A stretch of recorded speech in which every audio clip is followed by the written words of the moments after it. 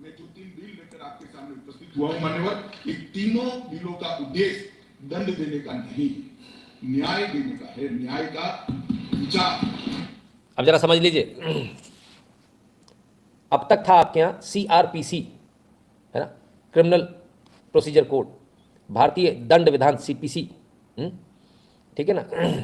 तो जो दंड विधान है उसको हटा दिया गया, भारतीय दंड विधान को, और अब ले आए हैं जस्टिस सिस्टम, भारतीय जस्टिस सिस्टम, है ना। तो जो जस्टिस शब्द आ गया, दंड की जगह न्याय आ गया, इसको आपको समझना पड़ेगा। यानी जो मूलभूत जो एक आत्मा है ना आपके कानून की, वो बदल दी गई है। अब तक आत्मा थी बेताल की तरह उल्टी लटकी हुई कि ना मैं तो सबको खाऊंगा, सबको परेशान करूंगा, दंड देना मेरा काम है। अब वो बदल गया है, दंड से हमें कोई मतलब नहीं है, दंड किसको जा रहा है, क्या जा रहा है, न्याय देना हमारा काम है। इस देश की मूल भावना न्याय देने की रही है। ये भगवान राम का देश है, भगवान कृष्ण का देश है। यहाँ दंड पर ध्यान नहीं देते, यहाँ न्याय पर ध्यान देते हैं। दंड विधान क्यों था? अंग्रेजों के ज़माने में उन्हें आपको दंड देना था। अब तो सारे अपने हैं ना, सभी तो अपने, कोई पराया थोड़ी है। अरे कांग्रेस में भी जो, वो भी तो रिश्तेदारी है अपना, तो दंड थोड़ी देना अपने को किसी को। अपने को लोगों को सुधरने का मौका देना है, अपने को लोगों को न्याय देना है। जिसको न्याय चाहिए वो पहले न्याय मिलना चाहिए। ये अच्छा, मैं हैरान हूँ कि ये प्रायोरिटी तो पहले दिन से होनी चाहिए थी, जिस दिन भारत आज़ाद हुआ। कि हम आज़ाद हुए इसका मतलब ये कि अब हमें न्याय मिलेगा, पर न्याय तो मिला ही नहीं। आप तो ये अंग्रेज़ों के कानून चलाते रहे। अब बदला कब से? कोई एक रात को आता है, वो बड़ा चिल्लाता था, कौन सा कानून आपका है, कौन सा कानून आपका है, PNT एक्ट देख लो 1850 का पड़ा हुआ है, फलाना देख लो 1800 का, दिखाना देख लो 1930 का है। कोई चिल्लाता था ना, इसको बदलना है, कोई चिल्लाता था। बदल रहा है सर। बाकी आप देख लो, आपकी आवाज़ नहीं सुनी जाए तो मेरा नाम बदल देना। क्या कहा था हमने? बदलेंगे, कहा था ये सारे कानून बदलेंगे। और मैंने एक चीज़ और भी बोली है, ज़रूरत पड़ेगी तो संविधान भी बदलेंगे, अगर आवश्यकता पड़ेगी तो। वो देश की जनता डिसाइड करेगी। ठीक है, क्लियर है? तो कल किसी एक को 15 लोग मारे तो हम सेल्फ डिफेंस में मार सकते हैं? हाँ बिल्कुल मार सकते हैं, क्यों नहीं मार सकते? सेल्फ डिफेंस में आप कुछ भी कर सकते हो। ठीक है, चलिए आगे देखें। हमारे भारतीय विचार में न्याय एक प्रकार से अम्ब्रेला टर्म। न्याय शब्द में गुनाह करने वाला और विक्टिम, जिसको गुनाह के कारण भुगतना पड़ा, दोनों को समाहित कर एक संपूर्ण कल्पना न्याय की करी है। और ये नए कानूनों को मेरा सभी सदस्यों को अनुरोध है, आप ध्यान से पढ़ोगे तो भारतीय दर्शन के न्याय को हमने इसके अंदर स्थान दिया। हमारे भारतीय दर्शन को इसमें स्थान दिया। सीधे सीधे बताएं, पूरे भारतीय दर्शन को लेकर ही, इसकी बैकबोन जो है भारतीय दर्शन पर ही है। वो क्या कहते हैं, फ्रंट एंड जो है वो इंडियन जस्टिस सिस्टम है, और बैक एंड में जो है ना वो भारतीय दर्शन है, भगवान राम, भगवान कृष्ण। हाँ, ऐसा बोल मत देना, नहीं तो दिक्कत हो जाएगी। बिल पास होना, बिल पास हो गए सर, कोई टेंशन नहीं है उसमें। ठीक है, तो बिल तो पास हो गए। बहुत सारे लोगों को परेशानी है, बहुत सारे बिल पास हुए। पहले उस बारे में, पहले क्रिमिनल सिस्टम के बारे में बात करेंगे, जिससे आपका पाला पड़ेगा हर दूसरे दिन, उसको पहले समझिए। ठीक है, गुरुजी के आगे कोई बोल सकता है क्या? नितिन भाई, अब मुझे क्या मालूम, जिसको बोलना वो बोलेगा। ठीक है ना, तो क्लियर है। तो भारतीय दर्शन, भारतीय आत्मा, भारत की जो मूल आत्मा है उसके अनुरूप ये कानून बने। ठीक, चलिए। भारतीय न्याय संहिता के खंड 2 में डेफिनेशन दी है। डेफिनेशन के अंदर भी हमारी पौराणिक न्याय की जो कल्पना है, मैं मर गया रे, मर गया। एक मिनट, ये मैं क्या सुन रहा हूँ, क्या सुन रहा हूँ ये मैं? अंदर भी हमारी पौराणिक न्याय की जो कल्पना है, पौराणिक न्याय की कल्पना, मनुवादी लोग, मनुवादी। बताइए, पौराणिक तो आचार्य मनु पे पहुंच गए। संविधान तो उन्हीं ने बनाया था, कानून कानून तो उन्हीं ने बनाए थे। फिर आचार्य चाणक्य पे जाओगे, कहाँ जाओगे? भगवान राम पे जाओगे, कहाँ जाओगे? ये जो शर्ट पैंट पहन ली ना आपने, ये आपकी नहीं है। और कानून को जो शर्ट पैंट पहना के, टाई पहना के आपने जो बैठा दिया इस देश में, अब उसको हटाया जा रहा है। उससे करा एक्सक्यूज, उससे कहा जा रहा है एक्सक्यूज़ मी, ज़रा थोड़ा साइड से, जगह हमारी है। ठीक है, वो जो अंग्रेज़ों के कानून थे ना, टाटा बाय बाय, हो गया बहुत। भारतीय संविधान की मूल भावना तो 1935 के इंडियन गवर्निंग रूल पर आधारित है। क्या मैं सही लिखा या गलत हूँ? नहीं, अभी वर्तमान जो है वो 1935 वाली है। अब जो नया जो आ गया ना, आज से लागू, मतलब आज भी जो लागू होगा, वो बिल्कुल भारतीय, वो भारतीय होगा। ये भारतीय नहीं था, ये तो इंडियन था, उनका दिया हुआ अंग्रेज़ों का। हाँ, ठीक है ना, आइए आगे देखें। मैं मानता हूं समग्र विश्व के न्याय के जितने भी दर्शन है, उसमें वो सबसे उदार चरित कल्पना है। वो उदार चरित कल्पना के आधार पर हमने सभी व्याख्याओं को लिया है। विश्व की सबसे अच्छी व्यवस्था है हमारी, सबसे उदार चरित्र है हमारा। Gender act, omission, movable property, ये सारी व्याख्याओं हमारे यहाँ 10,000 से लेकर 5,000 साल पहले इस पर विचार भी हुआ है, उसको रेखांकित भी किया गया है। और कितना 10,000 साल पहले, इतना टेंशन में क्यों है लोग? खुशी की बात है। तो आज मुझे लगता है जब ये एक्ट बनाने के लिए विचार विमर्श होता था, ढेर सारे लोगों से मैंने विचार विमर्श किया था, उस वक्त लेटिन कंसेप्ट को भी मैंने देखा है, रोमन कंसेप्ट को भी देखा है, आयरिश कंसेप्ट को भी देखा है, और भारतीय न्याय के मूल विचारों को भी पढ़ा है। मान्यवर, मैं निश्चित रूप से मानता हूं कि हमारे पुराणों में, हमारे साहित्यों में जो न्याय की कल्पना है, विश्व की सारी न्याय की कल्पनाओं में सबसे उदार चरित और सबसे ये कल्पना के आधार पर हमने यहाँ पर इसको लिया। सिर्फ इसकी भारतीयता पर हमने आग्रह किया इतना नहीं, हमने इसको, मैं आज विश्वास के साथ कह रहा हूं मान्यवर, जब इसका पूरा इंप्लीमेंटेशन हो जाएगा तब एफआईआर से लेकर जजमेंट तक की पूरी प्रक्रिया ऑनलाइन हो जाएगी, और टेक्निक का सबसे ज्यादा उपयोग अगर कोई एक देश की क्रिमिनल जस्टिस सिस्टम के अंदर होगा तो वो भारत की क्रिमिनल। तो चलिए साहब, भारतीय दर्शन, भारतीय जो हमारी हजारों साल पुरानी हमारी जो परंपरा है, उसके अनुरूप अब कानून बनेगा। ये पहले दिन से होना चाहिए था, पर किसी को फुर्सत नहीं थी। कुछ लोग फ़ोन पे बात कर रहे थे, आज जानू कैसी हो, you love me, no I love you too, है। तो कुछ लोग स्कर्ट वालियों के पीछे घूम रहे थे, क्या बोले, फ्रॉक वालियों के पीछे। खैर चलिए कोई बात नहीं, गया ज़माना गया, अब तो बदल गया, अब तो बदल रहे हैं अपन। जनरल जो न्यू लॉ पास हुए हैं उन्हें थोड़ा एक्सप्लेन कर दीजिएगा प्लीज़। पूरा एक्सप्लेन होगा, आप चिंता मत कीजिए, स्पाइडर टैग एकदम चकाचक एक्सप्लेन होने वाला है ना। टेक्निकल एक्सप्लेनेशन नहीं करेंगे अपन प्रचलित जो एक्सप्लेनेशन है, मतलब एक जनरल एनालिसिस जो होता है वो। टेक्निकल के लिए फिर अपने को एक एक धारा के साथ में बात करनी पड़ेगी।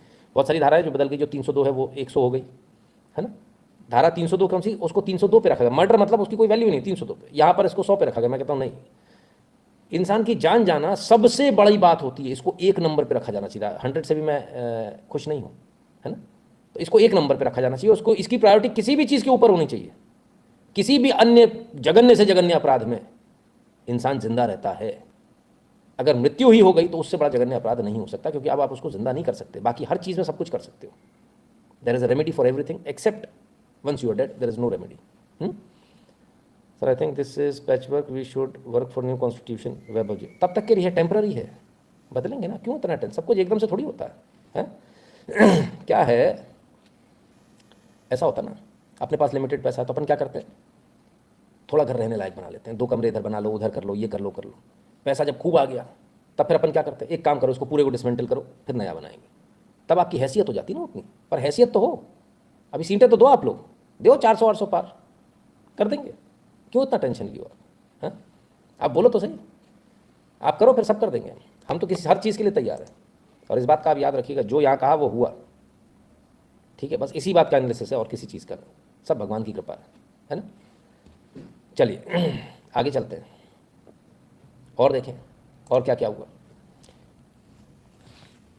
मान्यवर, आतंकवादी कृत्य को इतने सालों के बाद, 1 लाख से ज्यादा लोग आतंकवाद की बलि पर चढ़ने के बाद, 75 साल के बाद पहली बार आपराधिक न्याय कानूनों में जगह देने का काम नरेंद्र मोदी सरकार को।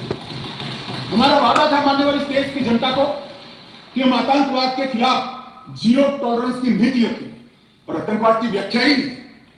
कुछ सांसदों ने, मैं बाद में जवाब देता हूं, कहा कि यूएपीए में, मगर जहां उनके प्रभाव वाली सरकारें थी वहां यूएपीए को लगाते नहीं थे, आतंकवादी कृत्य कर 1.5 गुना की सजा में निकल जाते थे। अब हमने ये मूल कानून के अंदर ही आतंकवाद का जिक्र कर ऐसे लोगों को जेल के बाहर आने का रास्ता लगभग असंभव कर दिया। समझिएगा जरा, बहुत बड़ी बात बोली इन्होंने, बहुत बड़ी बात। हाँ बिल्कुल चेंज हो गया भैया, है ना, धाराएं चेंज हो जाएंगी, अभी हुई नहीं है, हो जाएंगी, है ना। बहुत बड़ी बात कही। बड़ी बात क्या हुई कि बहुत सारी जगह पर आप टाडा पोटा यूएपीए ये तमाम सारे कानून लाते नहीं थे। केंद्र सरकार कानून लाई, लगाना उस कानून को अपने राज्य में लागू करना नहीं करना उनका आउटलुक होता था। कईयों जगह नहीं किया उन्होंने, अब मेन कानून में लिया इसको, जैसे कहते हैं ना संविधान की मूल भावना, है ना, उसके अनुरूप होना चाहिए कोई भी कानून। तो यहाँ मेन कानून, मुख्य कानून बन गया। और जहाँ यूएपीए नहीं होता था, आप समझिएगा जरा, समझिए, बड़ा मज़ेदार बात है, जहाँ यूएपीए नहीं होता था, जहाँ पोटा टाडा नहीं लगाते थे, वहाँ क्या होता था, किसी को मार दिया है तो आतंकवादी, तो हत्या का केस चलता था 302 का, आतंकवाद का नहीं चलता था। अब मेन कानून आतंकवाद का है, अब कोई नहीं बच सकता, अब आपको लागू करना ही है। ना वाली कोई स्थिति नहीं है, अब आप ना नहीं कर सकते। तो मुख्य कानून जो है उसको ले आए, राधा दिन वो जो सब्सिडरी कानून आते थे ना बगल बगल से, वो सारे खत्म, ये नया मेन कानून आ गया। अब अगर आतंकवाद है तो आतंकवाद है, बात खत्म। आपका भले ही कितना भी चेलाओ, जैसे आप गोदी में बैठाते हो, जैसे बंगाल में बैठाते हैं ना बहुत सारों को, अब कुछ नहीं हो पाएगा। अब आप कितना भी गोदी में बैठा लीजिए, आतंकवादी आतंकवादी रहेगा, और आपको उसको आतंकवादी ही मान के आतंकवादी की तरह से ही उसका केस चलेगा। लेकिन अभी बहुत सारी चीज़ें हैं, अभी केस कहाँ चलेगा, कैसे चलेगा, वो भी तो बहुत अलग अलग है, उस सब बारे में बात करेंगे। बहुत बहुत बेहतरीन काम हुआ है भाई, इसको समझिए आप। मुझे मालूम है कुछ लोगों को बड़ी तकलीफ हुई, बताया भी है, मैंने भाषण पढ़े, मुझे तो आश्चर्य हो इस देश के कानून में आतंकवाद को रोकने की धारा है, और इस सम्मानीय सदन का कोई व्यक्ति उसको मानव अधिकार के नाम से विरोध करे। आतंकवाद ही मानव अधिकार का सबसे बड़ा हनन करता है। जो आतंकवाद फैलाता है, आतंकवादी कृत्य करता है, जिसका जो विक्टिम होता है, इसके मानव का अधिकार का हनन आतंकवादी कृत्य करने वाला व्यक्ति करता है, और उसको कठोर से करना। और मुझे आश्चर्यचकित, मैं यहां बैठा होता तो टोकता भी, रोकता भी, प्रयास भी करता कि इसको सदन के रिकॉर्ड का हिस्सा न बनने दिया। आप एक्सपोज हो गए, अगर मैं था नहीं, मैंने पढ़ा, इसका बचाव करते किस जमाने में जी? अंग्रेजों का शासन नहीं है, कांग्रेस का शासन नहीं है, ये भारतीय जनता पार्टी और नरेंद्र मोदी का शासन। यहां पर आतंकवाद को बचाने की कोई दलीलें काम में नहीं ली जाएगी। ह्यूमन राइट्स को लेकर आ गए साहब, human rights is for humans, आतंकवादियों को लेंगे, आतंकवादी राइट्स नहीं, टेररिस्ट राइट्स थोड़ी है, ह्यूमन राइट्स है। हम शुरू से इस बात को कहते आए, और लगातार आप सब भी इसी भावना के रहें कि ह्यूमन राइट्स टेररिज्म के लिए, टेररिस्ट के लिए, गुंडे मवालियों के लिए, इनके लिए नहीं होना चाहिए। ह्यूमन राइट्स ह्यूमंस के लिए होना, जिनको नुकसान हुआ उनके लिए होना चाहिए। इसके विपरीत उल्टा है, ह्यूमन राइट्स गुंडे मवालियों को बचाने के लिए, आतंकवादियों को बचाने के लिए उसका इस्तेमाल किया जाता है, और अभी भी लोग उसमें लगे, लेकिन कुछ होगा नहीं, पारित हो गए साहब, ठीक है ना, कुछ कर नहीं पाएंगे, ठीक है ना। नाबालिग के लिए भी सबकी आई है, पर उनका क्या करना, जो भाग जाते हैं, देश छोड़ के भाग गया, उसका क्या कर लोगे? हमने आपको पहले बताया था ना, सरकार कानून ला रही है। मान्यवर, ट्रायलिंग एब्सेंसिया का भी प्रोविजन है, कुछ लोग इस पर आपत्ति ले सकते हैं, मगर मैं आज कहना चाहता हूं, इस देश में ढेर सारे मुकदमे, देश को हिला देने वाले मुकदमे, चाहे बम्बई बम ब्लास्ट हो या कोई, और वो लोग पाकिस्तान में या कहीं और देशों में शरण लेकर बैठे हैं, ट्रायल नहीं चलती। मान्यवर, अब इनके यहां आने की जरूरत नहीं है। 90 दिन के अगर वो कोर्ट के सामने नहीं आते तो उनकी अनुपस्थिति में ट्रायल होगी, एक सरकारी वकील उनकी बेल भी करेगा, फांसी भी होगी, जन्म टिकट। क्या बताया था आपको, आप चाहे आओ चाहे ना आओ, आपका केस चलेगा, आपके एब्सेंस में चलेगा। अब मजबूरी हो गई उन लोगों की आना। बहुत सारे लोग सोच रहे हैं कौन सी मजबूरी, क्या फ़र्क पड़ जाएगा, फ़र्क पड़ जाएगा, है ना। ये लोग लूपोल्स का फ़ायदा उठाते हैं, वो लूपोल्स का फ़ायदा अब सरकार उठा रही है, आप चिंता मत कीजिए, है ना। तो जो कहते थे ना कि जो नहीं आएंगे, फ़र्क क्या पड़ जाएगा, मैंने क्या बताया, फ़र्क स्टेटस का पड़ जाएगा। बताया था पहले कि अब तक आप कन्विक्टेड नहीं थे सरकार के द्वारा, कोर्ट के द्वारा, अब आप कन्विक्टेड हो जाओगे। यानी अगर आप आतंकवादी हो तो कोर्ट द्वारा, भारत की कोर्ट ने आपको आतंकवादी कहा है, अब बच नहीं पाओगे। अब तक तो आप क्या बोलते थे, नहीं वो तो पॉलिटिकल है, मुझे सजा कहाँ हुई है, मुझे कौन सी कोर्ट ने कहा है, मुझे दुनिया की किसी कोर्ट ने नहीं कहा। लोग घूम रहे हैं आराम से, कहते हम आतंकवादी नहीं है, हमारे ऊपर कोई चार्ज नहीं है।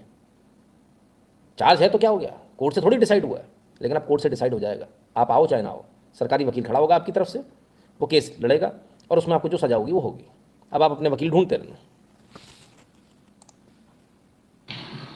जिससे वहां से वापस लाने की प्रक्रिया बहुत जल्दी कर पाएंगे, क्योंकि वो सजा प्राप्त व्यक्ति किसी दूसरे देश में तो स्टेटस बहुत बदलता है, किसी दूसरे देश में तो स्टेटस बहुत बदलता है, तो स्टेटस बहुत बदलता है। क्या समझे, स्टेटस बदल जाएगा। आप अमेरिका में रह रहे हो, अभी पुन्नू अमेरिका में रह रहा है, कुछ फर्क ही नहीं पड़ रहा, कोई फलाना कहीं रह रहा है, अब तक आपकी सरकार ने किया है घोषित, ये आतंकवादी फिजिटिव है, ठीक है। वहाँ की सरकार क्या बोलती है, पॉलिटिकली मोटिवेटेड है, हमने पॉलिटिकल असाइलम दे दिया। अब देखिए दोनों में बहुत फ़र्क है। अब कोर्ट कहेगी कि हमने इसको फांसी की सज़ा दे दी, आतंकवादी है। अब ये लोग जाते हैं ना आपस में, इनकी मीटिंग होती है, तब वहाँ विदेशी जो है हमारे ऊपर बड़े हावी हो जाते हैं, हमारे जजेस को समझाते हैं तुम्हारे तो सिस्टम अच्छा नहीं। अब हमारे के जजेस जब जाएंगे तो कहेंगे यार हमने तो उसको फांसी की सज़ा दी है, आपके तो कुछ हुआ ही नहीं, आप लोग कैसे अजीब लोग हो, है ना। तो सिस्टम पूरा बदल गया सर, एकदम, है ना, गजब का बदल गया, ठीक है। अब क्या, तो आप चाहे आएँ या ना आएँ, आपके एब्सेंस में भी काम होगा, आपकी एब्सेंस में भी जो है कोर्ट में डिसीजन होगा और आपके खिलाफ डिसीजन होगा। अगर आप आना चाहते तो आइए, अपनी प्रोसीडिंग्स को पूरा कीजिए। ठीक है ना। देखिए, बहुत सारे जो लेकुनास थे ना, जो पहले थे, उन सबको धीरे धीरे करके हटाया जा रहा है। क्यों हटाया जा रहा है वो आप समझ लीजिए। उसका सिर्फ एक कारण है, और वो कारण ये है कि आप ये इनके इन प्रकार आप जो सोच रहे हैं कि किसी भी तरह से आप बच जाओगे, तो बचने के रास्ते आपके खत्म किए जा रहे हैं। जो भाग रहे हैं, इधर उधर भाग रहे हैं, वो सोच रहे हैं बच रहे हैं, ना, कोई नहीं बचने वाला, चाहे कितना भी कर लो। तो आइए और आगे देखें और क्या क्या हुआ। अकाउंटेबिलिटी भी तय हो गई सर बहुत सारे लोगों की। सबसे पहले, अगर कोई व्यक्ति का गला काट दे तो इसे आतंकवादी कृत्य माना जाना चाहिए। ये नाटक 6वीं शताब्दी से चला आ रहा है। बात तो आपकी सही है नवीन जी, होना तो यही चाहिए। सामान्य हत्या और गर्दन काटने में फ़र्क होना चाहिए। क्या उससे आतंक फैल रहा है? ये भी आगे होगा सर, अभी फ़िलहाल तो इसमें शायद नहीं है, लेकिन आगे होगा। राज्यसभा से बिल पास होने के उपरांत आज सही मायने में भारत पूर्ण स्वतंत्र हो गया है। बस पासपोर्ट पर भारत गणराज्य के स्थान पर भारत राष्ट्र देखना बाकी है। मनोज चौकसी जी, बिल्कुल सही बात है। बदलेगा सर, वो भी बदल देंगे, क्यों आप इतना टेंशन लियो, बहुत जल्द वो भी हो जाएगा। हाँ, चलिए और आगे देखें। अकाउंटेबिलिटी ऑफ पुलिस की अकाउंटेबिलिटी फिक्स हो गई। देखें क्या हुई। पुलिस की अकाउंटेबिलिटी कई सारे मामलों में तय की है। जैसे इस देश की अदालतों में हिबियस ढेर सारी होती है, परिवारजन जाते हैं, हमारा सगा संबंधी कहाँ है हमें मालूम ही नहीं है, पुलिस कहती है हमारे पास नहीं है। अब किस किस के साथ ये घटना हुई है, जिसके साथ हुई है वो इस दर्द को समझेगा। और मैंने कईयों बार, हमने खुद ने भी बहुत इसमें परेशानी झेली है। पुलिस उठा लाई है, पुलिस के पास है, और पुलिस झूठ बोल रही है हमारे पास नहीं है। मैंने खुद ने कईयों बार फ़ोन लगाया, SHO मना करते थे, बोले हमारे थाने में नहीं है, नहीं हम किसी को नहीं उठा के लाए। मैं कहता आपके थाने में बंद है और आपको पता ही नहीं है? बोले नहीं है ही नहीं। अब तो मोबाइल कैमरा वगैरह आगे पहले नहीं होता था, तो अब तो कोई ज़्यादा बोलता तो सीधे वीडियो भेज देते हैं, भाई साहब ये देख लो, ये आप ही के थाने का है, ये आपकी पुलिस वाली पकड़ के ले जा रहे हैं। ठीक है ना। तो अब आजकल बेचारे कुछ कर नहीं पाते, CCTV फुटेज आ जाती है, तमाम चीज़ें आ जाती है। लेकिन अभी भी ऐसा होता है, आप कितना भी दे दो, कहते ठीक है होगा, देखेंगे, जाँच कराएंगे, पर आदमी तो गायब है। उतने में उसकी हत्या भी हो जाए, कुछ भी हो जाए, एनकाउंटर कर दे, कुछ नहीं मालूम चलता है। और ऐसे एनकाउंटर, फर्जी एनकाउंटर बहुत होते थे, कभी कभी बहुत आवश्यक भी हो जाता पुलिस के लिए भी। लेकिन इसमें जो बेचारे इनोसेंट लोग हैं ना, उनके साथ भी ऐसा हुआ है ना। तो इसलिए अब पुलिस की जिम्मेदारी तय हो रही है। और क्या, अब आप टाला मटोली नहीं कर सकोगे कि हमारे यहाँ नहीं है। हिबियस कॉर्पस लगाना पड़ रहा है लोगों को, हाई कोर्ट जा जाकर। जबरदस्ती का एक केस बढ़ रहा है सर, समझिए बात को, पेंडेंसी बढ़ रही है, केस बढ़ रहा है, पुलिस इधर उधर ढूंढ रही है, ये हो रहा है वो हो रहा है, SP को बोला, SP ने 4 आदमी लगाए, फिर जाके वो लेकर आ रहे हैं 10 दिन बाद ढूंढ के। क्या फालतू बना, जबकि वो थाने में बैठा हुआ। अरे ले आओ ना सीधे, काय को इतनी नौटंकी करनी है। Sir how long for courts police start implementing. ये पास होने के बाद जिस दिन ये नोटिफिकेशन जारी कर देंगे, सरकार जिस दिन नोटिफिकेशन जारी कर देगी उस दिन से लागू हो जाएगा, है ना। ठीक है, गजट में जिस दिन पब्लिश हो गया उसी दिन से लागू हो जाएगा। आगे देखें। तय कर दिया है गिरफ्तार व्यक्तियों की सूचना अनिवार्य रूप से हर पुलिस स्टेशन पर रखनी पड़ेगी और एक पुलिस अधिकारी को इसके लिए जिम्मेदार करना पड़ेगा। मान्यवर, इस तरह से मैं आगे बाद में बताऊंगा, परंतु ढेर सारी चीजों को हमने पुलिस की अकाउंटेबिलिटी फिक्स करने का भी इस कानून के माध्यम से काम किया है। पुलिस को पुलिस से ही चेक करवा दिया, यानी एक ऑफिसर होगा जिसकी व्यक्तिगत लायबिलिटी होगी, पर्सनली अकाउंटेबल होगा वो इन तमाम सारी चीज़ों के लिए। एक जितनी भी अरेस्ट आप कर रहे हो उसको आपको ऑनलाइन दर्ज करना होगा, पोर्टल पे डालना होगा, सरकार को बताना होगा कितने लोग अरेस्ट हुए, कितने नहीं हुए। ठीक वैसे ही हो गया जैसे रेलवे में था ना पहले, कि कोई नहीं आया उसकी सीट बेच दी और चार्ट में चढ़ा दिया, आ गया। अब क्या हुआ, टैबलेट दे दिए नए, नहीं आया तो नया, नहीं आया लिखो, दूसरे आदमी को अब ऑनलाइन ट्रांसफर होगी सीट, आपके हाथ में कुछ नहीं है, जो पहले बेच के खा लेते थे, है ना। सब खत्म कर दिया ना। सेम यहाँ पर हो रहा है, ये जो चालाकी है सब खत्म। अब आपको ऑनलाइन चढ़ाना है, अगर आपने नहीं चढ़ाया और वो आपके यहाँ मिल गया तो अधिकारी रिपोर्ट बनाकर दे देगा, डिपार्टमेंटल इंक्वायरी हो जाएगी, सामने वाला सस्पेंड हो जाएगा, घर पहुँच जाएगा, नौकरी से चला जाएगा। और अगर उस अधिकारी ने ऐसा नहीं किया तो वो निपट जाएगा, क्योंकि पर्सनली अकाउंटेबल है। अकाउंटेबिलिटी बहुत ज़रूरी है ना। ठीक है ना।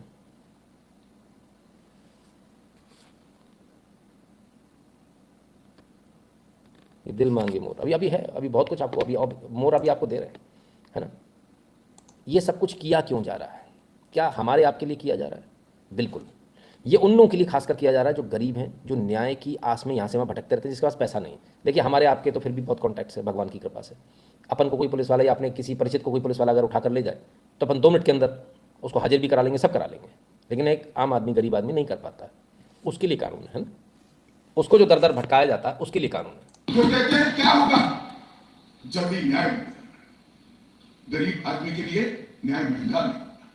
टेक्नोलॉजी का उपयोग कर कर और पुलिस, वकील और कोर्ट तीनों को लिए समय मर्यादा बनाकर हमने जल्दी न्याय की प्रक्रिया को आगे बढ़ा है। अब तारीख पे तारीख नहीं होगी, 3 साल के अंदर फैसला हाथ में। तारीख पे तारीख नहीं होगी, 3 साल के अंदर फैसला हाथ में होगा। गरीब आदमी जो परेशान हो रहा है वो परेशान नहीं होगा। 3 साल अभी एक और नया आके रखा है। हाँ, 9 साल बाद गवाही मांग रहे हैं। कहां से दे? 9 साल बाद गवाही? मैं जाके मैं फाइल पलटूंगा तो भी मेरे को पल लेनी पड़ेगा भाई 9 साल पहले क्या हुआ था। कमाल है। और उसमें वहां पे वकील पूछेगा अच्छा डेट बताइए उस दिन, वार कौन सा था। अजब गजब चीज़ है, कमाल के लोग। जैसे आदमी डेट और वो ऐसे याद रखेगा जैसे उसके घरवाली का जन्मदिन हो। है? मैं आपको असली किस्सा बताता हूँ, मेरे साथ हुआ। उसने पूछा डेट और वो बताइए। मैंने बताया डेट तो बता दी। उनका वार तो नहीं ध्यान है। और देखो उनको तो वार ही ध्यान नहीं है। तो बोले अच्छा डेट आपको कैसे ध्यान है? तो उस दिवाली उस सन में कौन सी तारीख को आई थी, ये कब आया था, वो कब आया था, ये बताइए। हमने कहा नहीं ध्यान। तो बोले देखो साहब ये पूरा पढ़ के आए, रट के आए, इसलिए इनको ध्यान है, नहीं तो ऐसा ध्यान नहीं है। मैंने उनको क्लास एक एग्जाम्पल दिया था। मैंने कहा साहब ध्यान तो मुझे अपनी घरवाली की जन्मदिन और एनिवर्सरी भी नहीं है, लेकिन जब उसने थप्पड़ मारा था वो पता रहता कि थप्पड़ मारा था। हो सकता है डेट ना याद हो पर थप्पड़ याद रहता है ना। कभी आप पिटे हो तो वकील साहब बना गए थे। हमने कहा नहीं, थप्पड़ हमेशा याद रहता है। इसी प्रकार से लड़ाई जो होती है ना वो याद रहती है। आप उसमें जब आदमी लड़ रहा होता है तो वो डेट नहीं देखता कि किस तारीख को मैं लड़ रहा हूँ, किस वार को मैं लड़ रहा हूँ। तो ये जो घिनौना सा पक्ष जो है कोर्ट्स का, वो मैंने आपको बताया है ना। इस तरह से परेशान किया जाता है, फरियादी को परेशान किया जाता है, गवाहों को परेशान किया जाता है। तो अब लंबी तारीख पे तारीख। अच्छा दूसरा हैरेसमेंट कहाँ? तारीख पे तारीख आए। वो साहब उसने जजमेंट ले लिया, इसने ये कर लिया, उसने कर लिया, चले गए।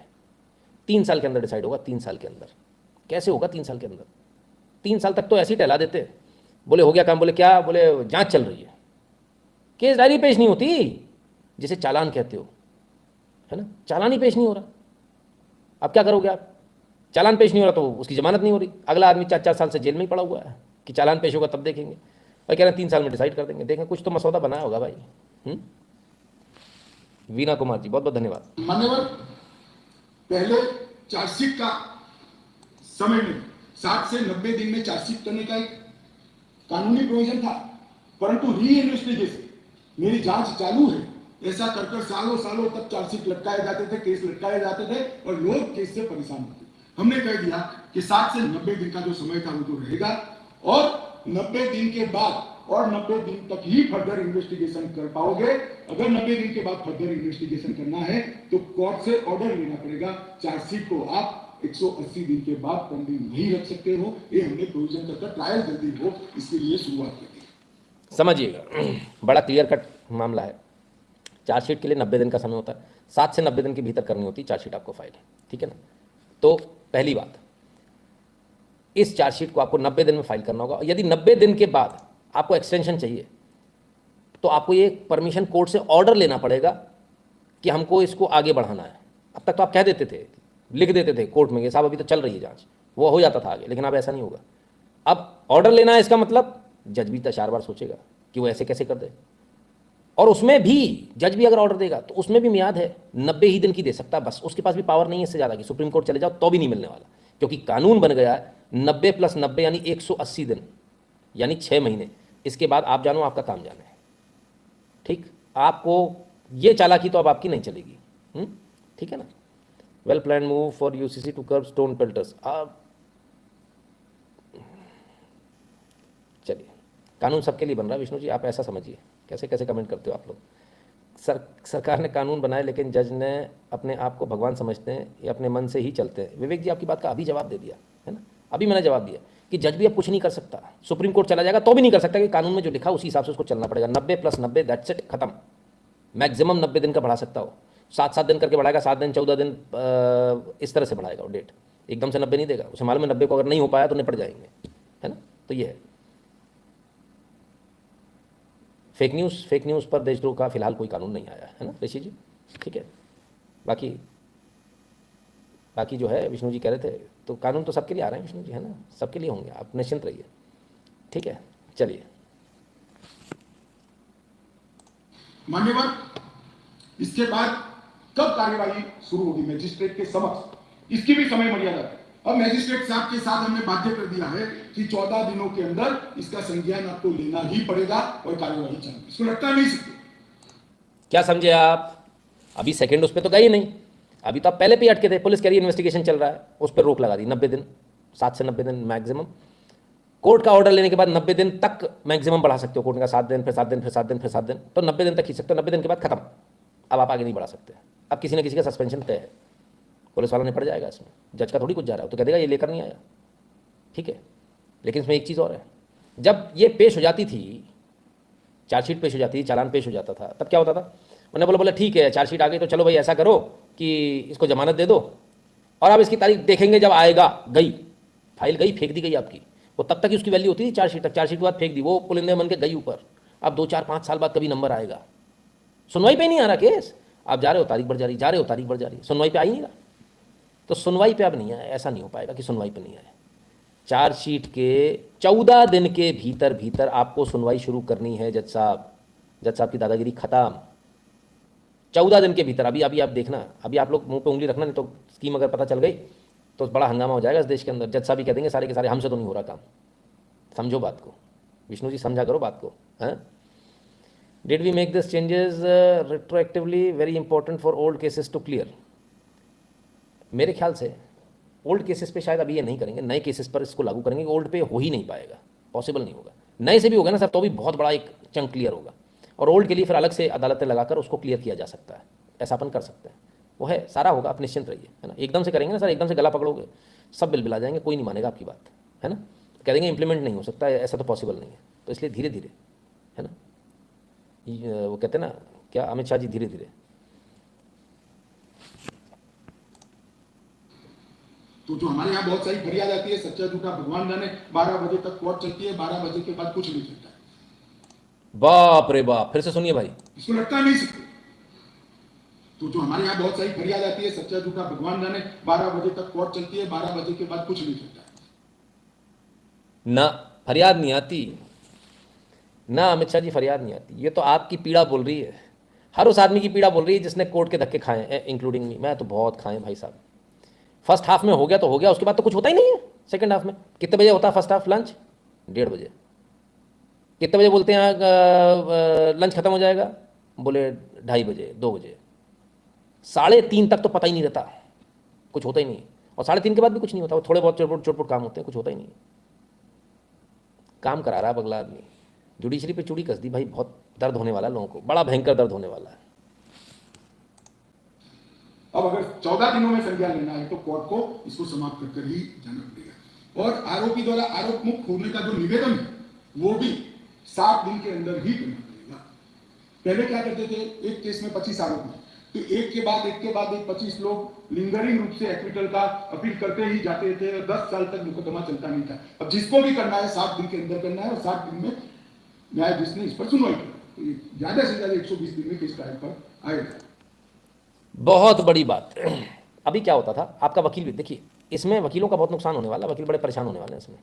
क्यों समझिए, क्योंकि केस फास्ट हो जाएगा, तारीख पे तारीख नहीं। अभी के वकील क्या होता था, देखो जैसे मान लीजिए 15 लोग हैं या 9 लोग हैं, 8 लोग हैं किसी मुकदमे में, सबका एक साथ लगाएंगे, जमानत तो नहीं हुआ। आप 498 का केस ले लो यार, मारपीट हत्या हत्या तो बहुत दूर की बात हो गई, 498 का केस ले लो। वकील क्या बोलता था, सबका लगाएंगे ना जमानत तो गड़बड़ हो जाएगी, फिर क्या करें, एक काम करो, भाऊ जी की तबीयत खराब है, माता जी की तबीयत खराब है, बुढ़ी है 80 साल के, इनका लगा देते, पहले इनका हो जाएगा, सबसे पहले इनका लगाते।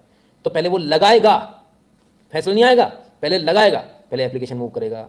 एक दिन, 1 तारीख चली गई, दूसरी तारीख पे वो एप्लीकेशन, वो उस तारीख पे वो नोटिस जारी होंगे, दूसरे वाला वकील आएगा, अगली तारीख पर उस पर वो अपने कागज वागज सबमिट करेंगे, उसकी अगली पर बहस होगी, वो 1 आध 2 चीज़ें चलेंगी, फिर जाकर उस पर वो बोलेंगे अच्छा ठीक है जमानत दे रहे हैं। कितना समय हो गया, साल भर निकल गया। अभी नंद जेठ इन सब की तो बकाया है। फिर उसके बाद वो बोलता था अभी थोड़ा रुक जाओ 1-2 महीने, है फिर लगाते हैं अपन इनकी। वो पता चला पूरे घर की जमानत होती तो लड़के की सबसे लास्ट में होती थी, तीसरे चौथे साल में। अब सब खत्म, 7 दिन के अंदर जमानत, या तो इधर या उधर, 7 दिन के अंदर आपको डिसाइड करना है। ये सब रट्टेबाजी खत्म हो जाएगी, ठीक है। तो ये लिंगरिंग वाला जो प्रोसेस था वो खत्म कर दिया, मेरे ख्याल से बहुत अच्छा है। आपको पसंद आ रहा है कि नहीं आ रहा है? हाँ, तो ये बदलाव जो है बहुत बारीक बदलाव हैं। जो कोर्ट केस नहीं समझ रहा है ना, जिसका पल्ला नहीं पड़ा है, उसको समझ में नहीं आएगा कि ये बदलाव क्या हुए हैं। आपको ठीक वैसा ही आपकी स्थिति हो गई है जैसे पहले जो आप रोड पर चलते थे ना, खटारा टाइप, और अब आपको जो एक्सप्रेस वे बना दिए गए, गांव गांव में आप देख रहे हो बढ़िया एकदम रोड डली हुई है, बस वही फ़र्क होने वाला है कानून व्यवस्था में। बहुत अच्छा हो रहा है। गरीब आदमी जो बेचारा गांव से आता था ना, प्लास्टिक के जूते पहन के, चप्पल पहन के, उससे पूछो क्या पीड़ा होती है वहाँ आकर। आज उसको न्याय मिलने की संभावना दिख रही है। 21 साल बाद ज़मीन का केस निपटा। 2022 में जितना ज़मीन की वैल्यू है उससे ज़्यादा केस में लग चुका। बादशाह सिंह चौहान जी। चौहान साहब, मैं आपको कुछ बात बोल दूँ, ज़मीन की बात करी आपने तो 87 से केस चल रहा है मेरा। सिविल की तो पूछो ही मत, क्रिमिनल नहीं निपट रहे 10-10 साल में सर। 9 साल बाद का भी आया है, पहली बार प्रेम पत्र। बोले तुमने कोई गवाही दी थी? हम कहा पता नहीं हमने कहाँ दी थी, हमें पता ही नहीं है।